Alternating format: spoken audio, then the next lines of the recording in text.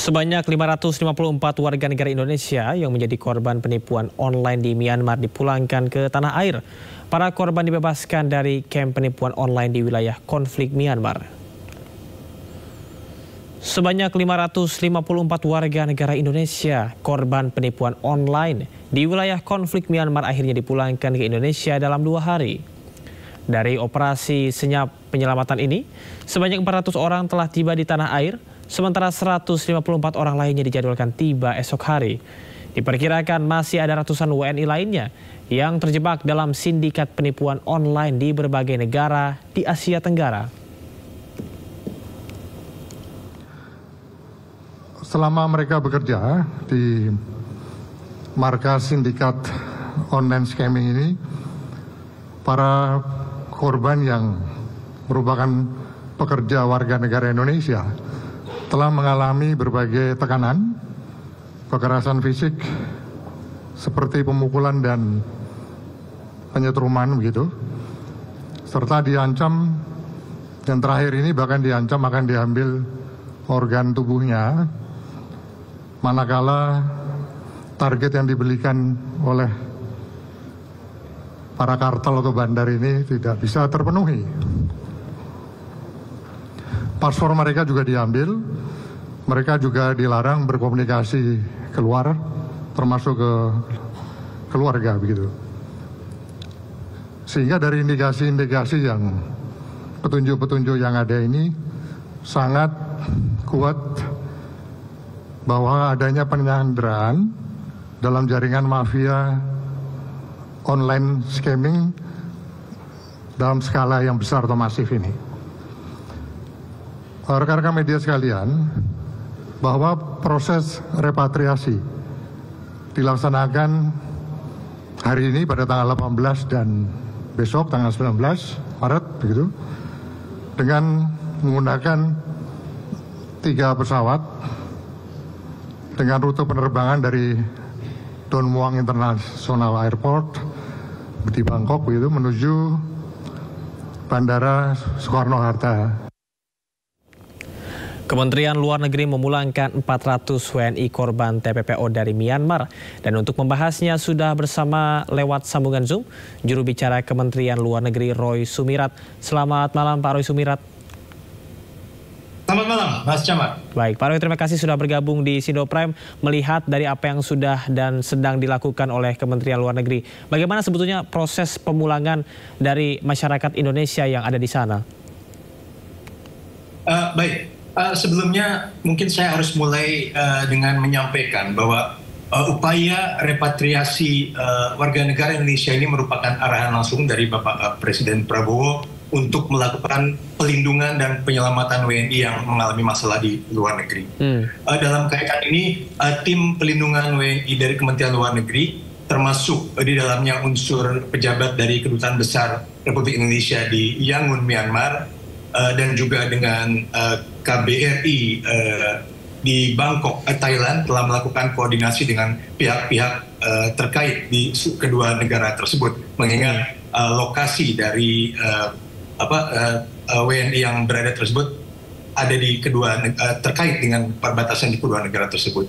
Dalam hal ini tim Kementerian Luar Negeri memfasilitasi antara lain kendaraan untuk bisa masuk ke wilayah Myawaddy, Myanmar. Dan kemudian melakukan identifikasi dan verifikasi dokumen sebelum kemudian para WNI dibawa menyeberang ke daerah Mae Sot di Thailand. Pada awalnya terdapat rencana awal agar para WNI tersebut diterbangkan langsung dari kota Mae Sot, Thailand. Tapi karena jumlahnya banyak dan tidak dimungkinkan untuk pesawat dengan ukuran besar mendarat di kota Mae Sot, maka para WNI harus dibawa kembali ke Bangkok untuk dipulangkan dari Bandara Don Muang Bangkok, Thailand ke Jakarta. Jadi all in all sekitar 13 jam dibutuhkan untuk perjalanan lewat darat sebelum akhirnya bisa terbang ke Indonesia.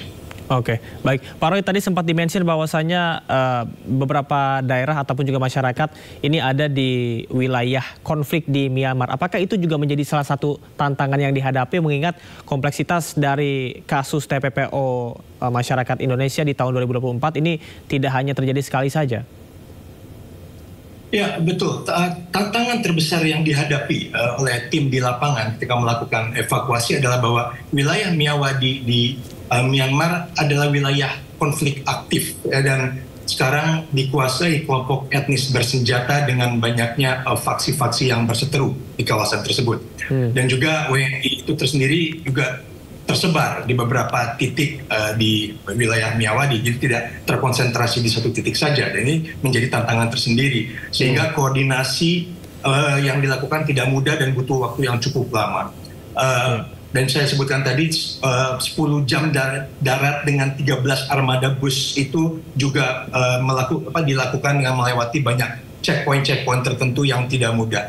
Yang pasti sebelum dilakukan evakuasi tersebut tentunya dilakukan pemeriksaan kesehatan, pemeriksaan imigrasi, dan identifikasi mana yang menjadi korban TPPO untuk penanganan lebih lanjut oleh pemerintah Indonesia. Jadi series of activities ini dilakukan selama beberapa hari ke belakang sebelum akhirnya hari ini dapat dibawa kembali ke tanah air. Oke, baik. Pak Roy, ini cukup menarik pertanyaan dari sejumlah masyarakat berkaitan dengan bagaimana koordinasi yang dilakukan oleh pemerintah Indonesia dengan pemerintah di sana, karena tentunya mereka pasti punya regulasi tersendiri dalam memulangkan warga negara Indonesia yang ada di sana. Ya, yang pasti seperti saya sampaikan tadi bahwa kita meminta Kedutaan Besar Indonesia di Myanmar, di Yangon dan juga di Bangkok, Thailand, untuk melakukan koordinasi dengan pemerintah atau dengan otoritas setempat. Bahkan hari ini seluruh WNI yang kembali ke tanah air itu diantar langsung, dipimpin oleh Bapak Duta Besar Ahmad Budiman, Duta Besar Indonesia untuk Kerajaan Thailand. Karena bagaimanapun juga kita mengakui bahwa dibutuhkan izin-izin tertentu atau juga langkah-langkah yang harus certified terlebih dahulu oleh negara-negara tersebut sebelum pada akhirnya kita bisa membawa pulang seluruh WNI tersebut. Dan ini tentunya membutuhkan komunikasi intensif antara pemerintah Indonesia dengan pemerintah Thailand dan juga dengan otoritas di Myanmar yang ada saat ini. Baik, Pak Roy, ini isu TPPO bukanlah isu baru dan terjadi secara berulang. Apakah dari Kemenlu akan membentuk satgas khusus agar hal ini tidak terulang? Tentu Kementerian Luar Negeri akan selalu berkoordinasi dengan seluruh kementerian, lembaga pemerintah yang ada di tanah air, termasuk dengan lembaga-lembaga penegak hukum. Karena betul isu TPPO ini juga terkait dengan tugas dari berbagai macam kementerian yang ada di Indonesia.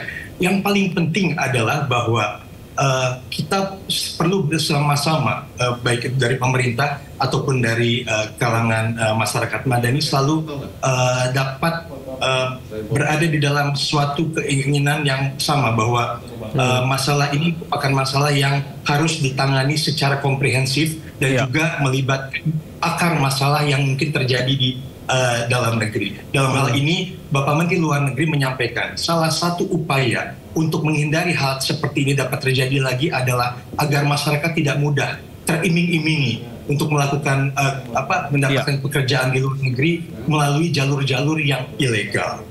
Karena hal ini yang merupakan antara lain penyebab kenapa isu seperti ini selalu timbul dari masa ke masa. Pak Roy Sumirat, terima kasih atas informasinya. Kita harapkan bahwasanya kejadian ataupun juga isu TPPO ini tidak terulang kembali di Indonesia dan untuk masyarakat kita bisa merasa aman dan juga nyaman. Terima kasih Pak Roy Sumirat selaku juru bicara Kementerian Luar Negeri. Selamat malam. Selamat malam. Terima kasih.